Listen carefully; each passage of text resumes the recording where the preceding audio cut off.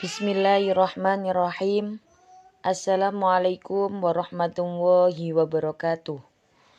Para sahabat dunia pelukanmu, rahimakumullah. Berjumpa kembali di dalam kajian-kajian pembahasan fikih. Kali ini saya ingin membahas bab berhubungan bagi pasangan suami istri. Ada 4 metode cara sang suami agar bisa merangsang syahwat istrinya.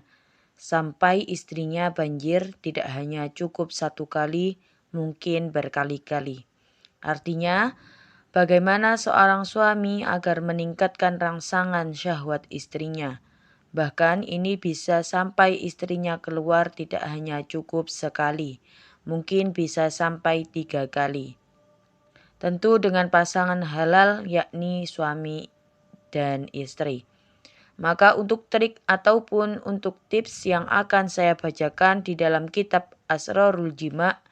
Yang pertama, jangan lupa suami harus membiasakan mengistiqomahkan setiap harinya berdoa memohon kepada Allah Subhanahu wa taala agar dikuatkan melakukan berhubungan dengan istrinya, bahwa yang memberikan kekuatan kepada para suami tentu Allah Subhanahu wa taala.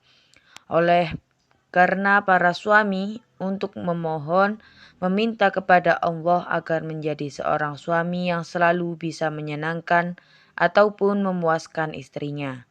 Maka di sini ada doa yang mana doa ini yang cukup salaf, yang bisa dikatakan cukup populer, yaitu Allahumma qawi zakari fa inna fihi solahan li ahli.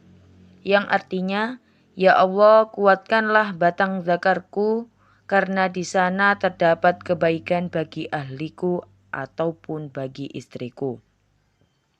Untuk tips dan trik yang kedua adalah para suami sebelum melakukan berhubungan jangan lupa harus mencumbu rayu dulu istrinya dengan saling bersentuhan kulit. Jangan lupa mengecup istrinya. Mengecup apa? Apa saja yang disenangi istrinya. Kemungkinan yang banyak dilakukan oleh para suami itu tidak bertanya kepada istrinya, harus bertanya kepada istrinya. Dari anggota tubuh manakah yang diharapkan oleh istrinya di dalam mencumbu rayunya dan sentuhan. Kenapa?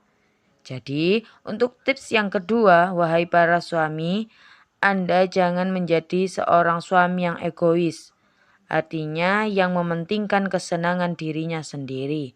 Tetapi, kalau ingin sampai istri Anda mendapatkan suatu kenikmatan di dalam melakukan hubungan tersebut, maka seorang suami harus bisa dulu meraba akan perasaan istrinya. Artinya yang pertama, ya harus disenangkan dulu hati istrinya, agar nanti sang istri dengan penuh kesukacita, dengan penuh sukarela dapat juga membahagiakan suaminya. Jadi tidak ada merasa suatu tekanan, tidak ada merasa bahwa ini adalah suatu beban.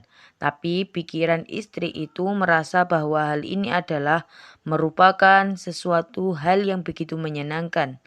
Dan jangan lupa bagi seorang suami itu harus bertanya kepada istrinya.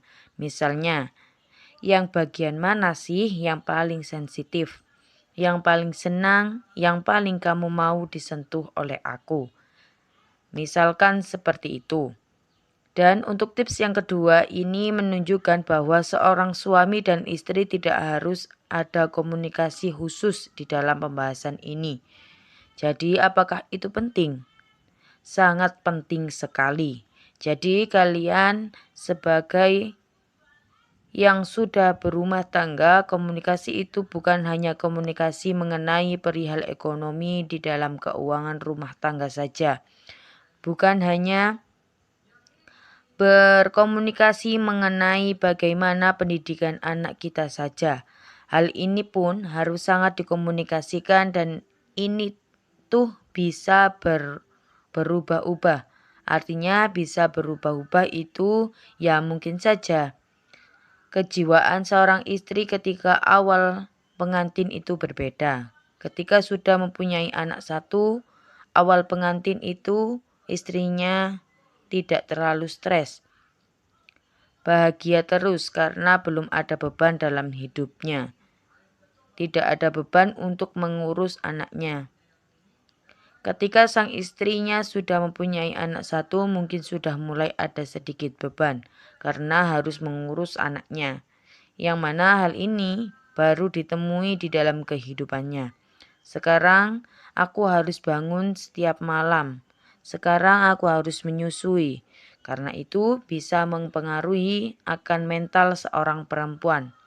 Apalagi kalau misalnya ditambah anak 2, ditambah anak 3. Nah, ini memang yang harus betul-betul dikomunikasikan antara pasangan suami istri. Karena kehidupan yang terjadi setiap hari di dalam kehidupan kita itu akan sangat mempengaruhi sekali berkaitan akan hormonal. Apalagi tentang hubungan seksualitas tersebut. Jadi untuk tips yang kedua, intinya harus ada komunikasi yang baik antara suami dan juga istri.